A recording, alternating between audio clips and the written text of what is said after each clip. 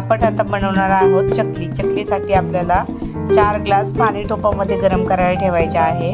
त्याच्यामध्ये हळद पावडर, मिरची पावडर, धना पावडर, जिरे पावडर टाकायचे आहे। त्याच्यामध्ये ओवा टाकायचा आहे। त्याच्यामध्ये आपल्याला चवीपुरते मीठ टाकायचे आहे आणि थोडेसे तेल टाकायचे आहे। हे सगळे उकळून झाल्यानंतर याच्यामध्ये 4 ग्लास आपल्याला तांदळाचे पीठ व 1 ग्लास आपल्याला चणा डाळीचे पीठ असे मिक्स करून हलवून व्यवस्थित घ्यायचे आहे। 10 ते 15 मिनिटा वाफेवर तसेच ते झाकून ठेवायचे आहे। त्यानंतर थोडा थोडा गोळा घेऊन परातीत मळून चकली पाडून चकली तळून घ्यायची आहे। आणि ही चकली खूप खुसखुशीत आणि कुरकुरीत होते आणि टेस्टही खूप छान लागते। एकदा करून पहा। माझ्या चॅनलच्या रेसिपी आवडत असेल तर लाईक करा, सबस्क्राईब करा, शेअर करा। थँक्यू। श्री स्वामी समर्थ।